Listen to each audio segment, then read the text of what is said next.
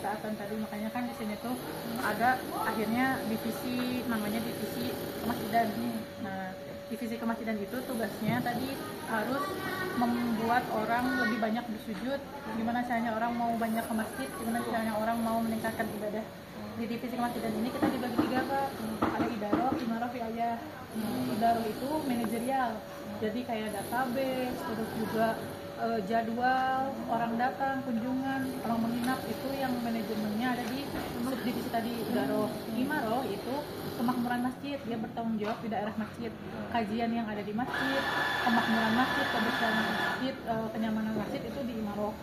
Riayah itu aset, jadi riayah itu bertanggung jawab harus mengetahui aset yang dimiliki masjid, dari mulai di area masjid, di area bangunan yang lain gitu kan, kita bukan areanya ini aja ya, ada di sana juga. Nah itu divisi kemasjidan. Yang kedua ada pilar Baitul Quran. Baitul Quran itu pilar keteladanan. Setelah kita taat, yang dibangun selanjutnya adalah mengilmui diri, makanya kita ada divisi pendidikan. Nah, Baitul Quran itu aplikasinya di divisi pendidikan. Nah, setelah manusianya ditaatkan, manusianya diteladankan. Nah, makanya di sini ada program pendidikan. Contohnya tadi ada Marbot Camp. Marbot Camp itu event yang sebagai masjid akademi. Jadi dari Marbot Camp itu kan, kalau Marbot Camp eventnya 3 hari 2 malam aja. Jadi belajar ke masjidan, tapi cuma 3 hari 2 malam di sini. Kalau masjid akademi itu 100 hari, 3 bulan, 10 hari. Nah, itu juga sama, mempelajari tentang kemasjidan tapi lebih kompleks, maksudnya lebih komplit, dari mulai fundamental kemasjidannya, fundraising, media, terus juga tahsin, fikih, public speaking, terus juga enggak, jadi itu memang kalau nasrot kan dia lebih dalam ya Pak ya, ini kan kita terbatas ya Pak ya, jadi pelajarannya yang memang diperlukan untuk kita siap nantinya bisa mengelola masjid, kayak gitu. Jadi dasar-dasar yang harus diketahuinya. Nanti pun ada wisudanya. Jadi kita tuh udah berjalan 2 angkatan. Insya Allah angkatan ketiga ini open recruitment-nya bulan ini. Mulainya tuh nanti dikasih tahu, jadi boleh di follow aja Instagramnya. Mulainya itu bulan Mei, Insya Allah. Bulannya juga biasa 3 bulan, pokoknya Juni, Juli. Nah itu nantinya yang setelah selesai dari Masjid Akademi ini, selalu sudah yang dari lembaganya bisa balik lagi, yang mau lanjut misalkan melanjutkan kesibukannya gitu, kuliah atau apa ya silahkan. Yang mau ikut sama kita itu nanti ada step selanjutnya. Jadi kalau yang mau gabung sama kita harus ikutan Masjid Akademi dulu. Yang mau mewakafkan diri mau gabung lah, jadi pengurus itu tetap harus melalui Masjid Akademi. Tapi kalau misalkan cuma mau belajar selama 3 bulan 10 hari pun boleh, dan itu kita ada seleksi, nggak asal. Jadi misalkan kemarin Masjid Akademi angkatan 2 itu yang pendaftaran itu sekitar 300, yang ke seleksi itu cuma sekitar 30-an. Nah itu tuh ada harus ngirimin CV, ngirimin kayak ijazah, kayak gitu, kayak kita melamar pekerjaan gitu Pak. Nanti pun ada wawancaranya. Jadi betul-betul kita seleksi, karena kita kan pengen SDM yang ada di masjid ini SDM yang berkualitas, ya bukan SDM ibaratnya mah orang tuh hanya melarikan diri ke masjid gitu, enggak, tapi benar-benar orang yang mau khidmat juga, mau membersamai gitu. Nah tadi yang ketiga setelah pilar Baitul Quran ada Baitul Mal. Baitul Mal itu pilar kepedulian. Nah itu mah aplikasinya di divisi amal sosial. Itu yang mengelola infak, zakat, wakaf, sedekah itu.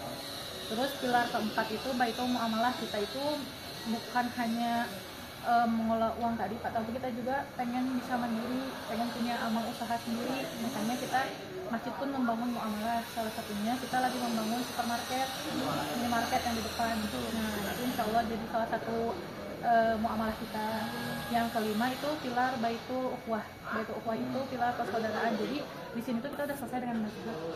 Maksudnya siapapun gitu, dengan prinsip kita buka pintu saudara-saudaranya datang gitu. Jadi kita merasa perdebatan itu udah selesai harusnya, karena ada prioritas lain yang harus kita utamakan.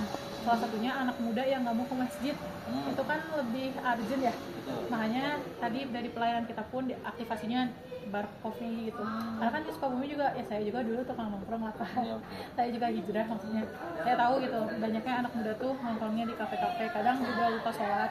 Kalau di sini kan tiap waktu sholat baru tutup, terus diajak sholat berjamaah, setelah sholat berjamaah khusyuk, sholat dewan juz.